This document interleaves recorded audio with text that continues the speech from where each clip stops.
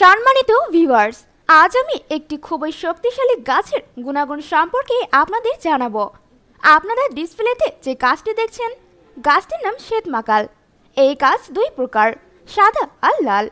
Viewers, video না টেনে শেষ পর্যন্ত দেখুন। আপনারা দেখছেন ভেষজ ঔষধি গাছ সুস্বাস্থ্য টিপস ইউটিউব চ্যানেল। আপনি যদি চ্যানেলে নতুন হন, চ্যানেলটি সাবস্ক্রাইব করে চ্যানেলের সাথেই থাকুন। তো চলুন দেরি না করে শুরু করা যাক। ভিউয়ার্স, এই গাছটি ভারত সহ বাংলাদেশে পাওয়া যায়। আপনি জানলে অবাক হবেন। এই গাছটি ভেষজ চিকিৎসায় ব্যবহৃত হয় এবং কবিরাজ হেকিমরা বিভিন্ন কর্ম করার কাজে ব্যবহার করে। যেমন বিভিন্ন রোগের চিকিৎসার জন্য ভারতীয় চিকিৎসকরা মনে করেন যে মাকাল ফল একসময় হাঁপানি, নাক ও কানের ক্ষত, এমনকি কুষ্ঠ রোগেও ব্যবহৃত হয়েছে।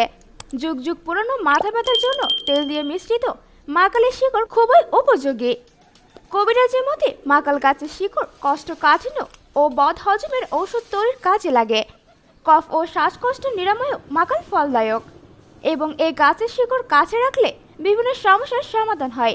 যেমন কেউ তাবিজ করতে পারবে না এবং তাবিজ করলেও নষ্ট হয়ে যায়। এবং এই গাছের শিকড় বিশেষ দিনে তুলে কাছে রাখলে সবাই নিজের গোলাম হয়ে যায়। গোলাম মানে আপনি যা বলবেন সে তাই শুনবে।